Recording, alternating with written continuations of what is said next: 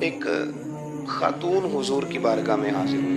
یہ بھی سیاستہ میں آپ کو روایت ملے گی، بہت ساری کتابوں میں ہے، لیکن اس کی اصل آپ کو بخاری شریف میں ملے گی. حضرت ابو ہریرہ رضی اللہ تعالیٰ عنہ فرماتے ہیں کہ خاتون آئی تو اس نے آ کر نا بڑے درد کے ساتھ حضور کی بارگاہ میں استغاثہ پیش کیا.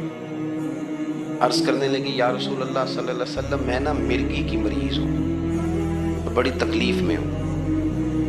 یہ جو مرگی کا مرض ہوتا ہے یہ اعصابی بھی ہے، جسمانی بھی ہے، ذہن کو کنٹرول کرتا ہے، اور انسان جسمانی طور پر بھی بالکل اس وقت جب دورہ ہوتا ہے مفلوج ہو جاتا ہے، ذہنی طور پر خوشی غمی آنا جانا دشوار ہو جاتا ہے انسان کے. تو وہ خاتون عرض کرتی ہے یا رسول اللہ صلی اللہ علیہ وسلم، مجھے مرگی ہے، کریم آپ دعا فرمائیں، رب مجھے شفا عطا کر.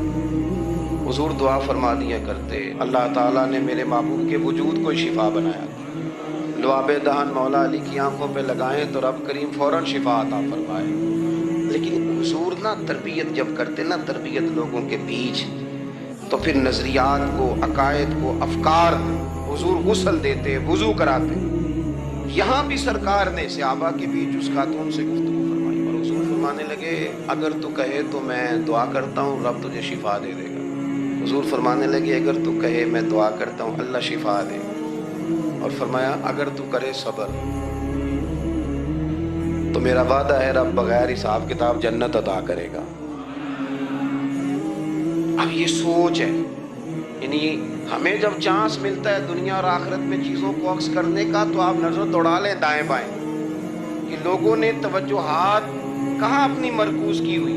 حضور نے فرمایا اگر تو کہے تو رب کریم ہے، وہ شفا دے گا، میں دعا کروں. اور اگر تو صبر کرے، مانا کیا کہ اگر تو مرگی کے ساتھ ہی گزارا کرے، اس کے ساتھ ہی وقت بتائے تو پھر رب تجھے جنت دے گا. یہ سمجھ لیں بات، اس پر غور کریں.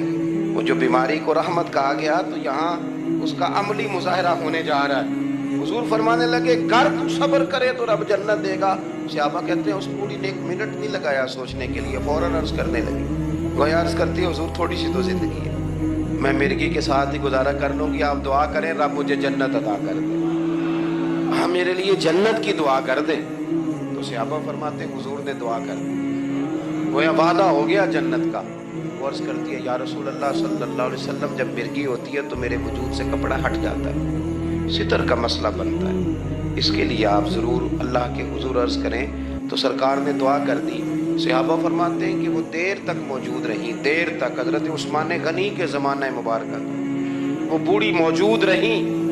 جب بھی انہیں مرگی ہوتی تھی کپڑا اپنی جگہ پہ موجود رہتا تھا، اور جب ہم سے کوئی کسی جنتی کو دیکھنے کا سوال کرتا تھا تو ہم کہتے تھے اس بوڑھی کو دیکھ لو، اسے دنیا میں ہی حضور نے جنت کی بشارت عطا فرمائی. تو جو سمجھنے کی بات ہے وہ یہ ہے توحید، رسالت، قبر، حشر، اس کے بارے میں اپنے نظریات کو صاف ستھرا رکھیں.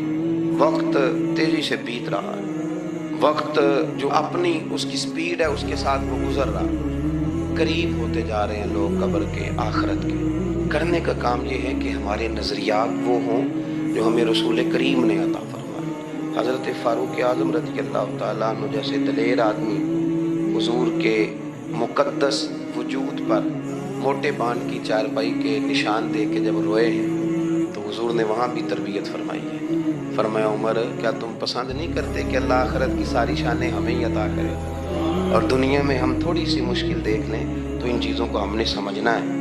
یہ چیزیں ہمیں جینے میں آسانی پیدا کریں، ہمارے لیے مددگار ثابت ہوں، ہمارے افکار کو یہ تازہ رکھیں. بہت زیادہ الجھاؤ، بہت زیادہ پریشان ہونا، بہت زیادہ ڈپریشن کا شکار ہونا، بہت زیادہ ہمارا دنیاوی معاملات کے اندر تفکر کرنا، یہ ہمیں کمزور نہیں کرے گا بلکہ ہم توانا رہیں گے. اللہ کے حضور دعا ہے مالک کریم کہی ہوئی باتوں کو قبولیت کا درجہ عطا فرمائے. دوران گفتگو جام بھول گئے، اللہ ہمارے ساتھ درگزر والا معاملہ فرمائے. آخر دعوانا